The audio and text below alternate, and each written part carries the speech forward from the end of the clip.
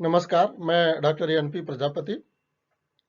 आज हम चर्चा करेंगे मन्नू भंडारी जी का एक प्रसिद्ध कहानी है, यही सच है, जो कि प्रेम और द्वंद्व पर आधारित है। तो इसके संबंध में आज हम विस्तार से जानेंगे और इस कहानी की समीक्षा करेंगे। सुप्रसिद्ध कथाकार मन्नू भंडारी ने जब भी लिखा, हिंदी कथा साहित्य में एक नया ही मार्ग निर्धारित किया। इनकी कहानियां आम और सामान्य लोगों के अभावों और पीड़ा की कहानियां हैं। चाहे तीसरे आदमी की उपस्थिति से पति पत्नी के विचलित होते संबंध हों, या आंतरिक घुटन से तप्त अकेली माँ हो, या दो पीढ़ियों के बीच बढ़ते अंतर का प्रतिनिधित्व करती कहानी सजा हो, या फिर नारी के दो प्रेम संबंधों के बीच ऊहापोह वाली स्थिति तथा नारी मनोविज्ञान का सूक्ष्म चित्रण करने वाली कहानी यही सच है हो। प्रेम एक अनुभूति एवं अनुभव के आधार पर ही सच है, बाकी सब झूठ है। प्रेम के इसी स्वरूप को केंद्र में रखकर यही सच है कहानी की रचना हुई है। इस कहानी की नायिका दीपा भारतीय युवती है, जो अतीत और वर्तमान के प्रेम संबंध के द्वंद्व में जीवन यापन करती है। दीपा अपने वर्तमान प्रेमी संजय के साथ कानपुर में रहती है। निशीथ उसके अतीत जीवन का प्रेमी रहा है, जो उसे संबंध तोड़कर कलकत्ता चला जाता है।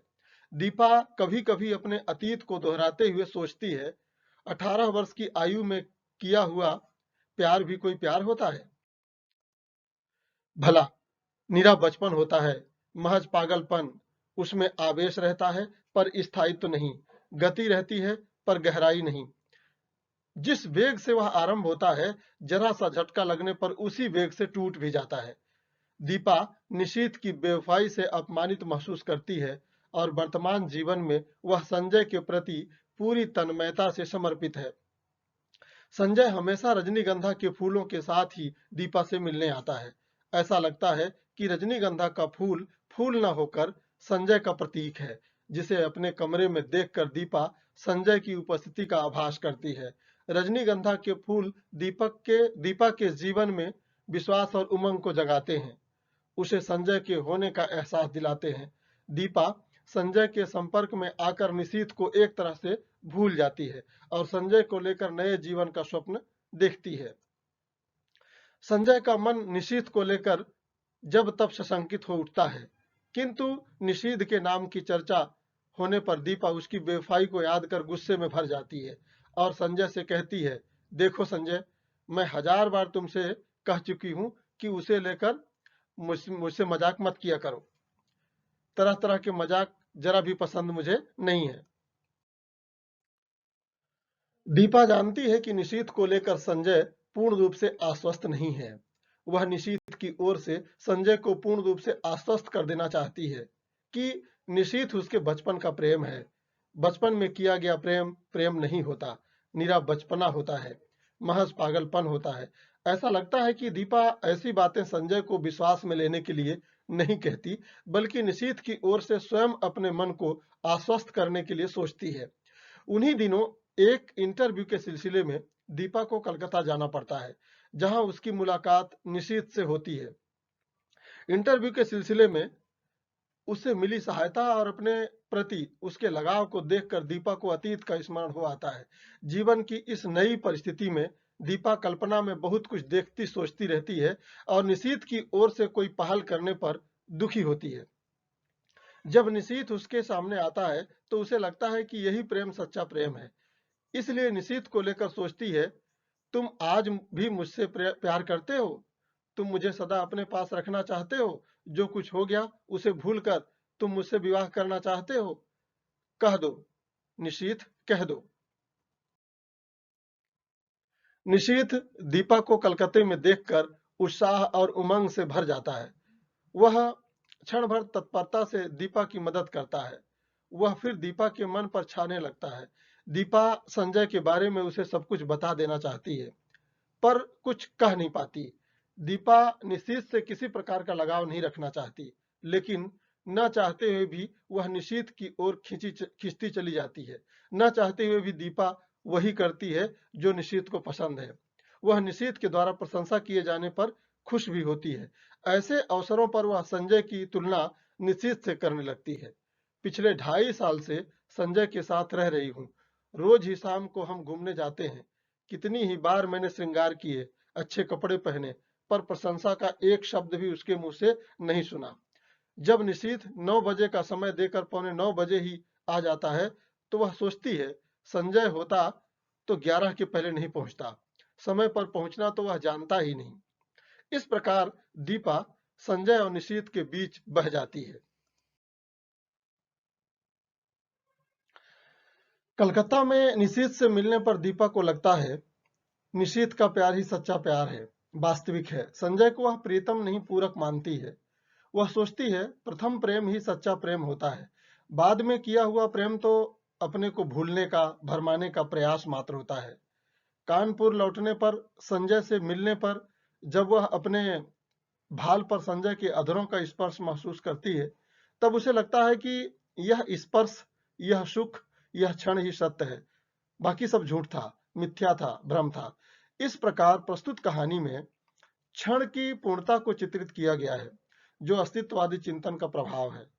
इस कहानी में दीपा के माध्यम से लेखिका मन्नू भंडारी ने क्षण की मनः स्थितियों को ईमानदारी के साथ अभिव्यक्त किया है। जिस क्षण वह जो अनुभव करती है, वही क्षण अपने लिए सत्य है।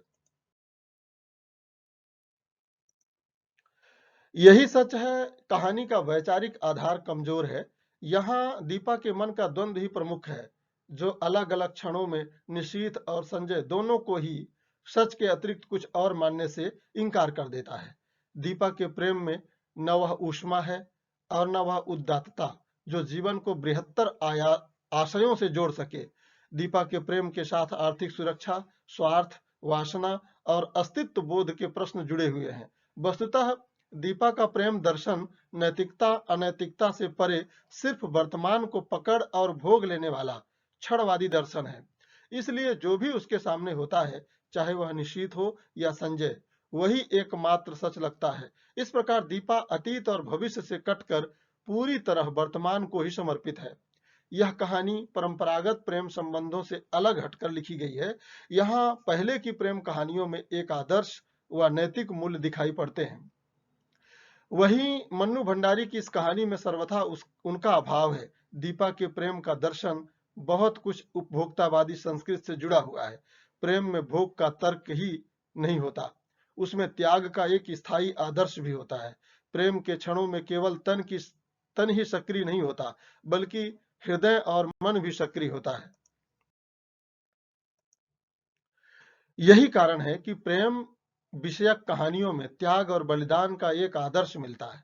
गुलेरी जी की कहानी उसने कहा था में लहना सिंह की त्याग और बलिदान की भावना को महत्व दिया गया है।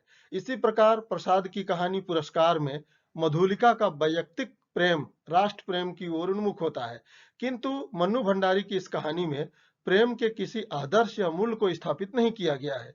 इस कहानी के बारे में राजेंद्र यादव जी लिखते हैं, जब मैंने मन्नू की कहानी यही सच है कि एक और ढंग से व्याख्या करते हुए बताया कि यह प्यार और भावनात्मक अंतर्द्वंद की या दो प्रेमियों को स्वीकारती लड़की की कहानी नहीं, सन 50-60 के बीच की उस खंडित मानसिकता की कहानी है, जहां भारतीय मन अपने को दो मना स्थितियों में एक साथ बंटा पाता था।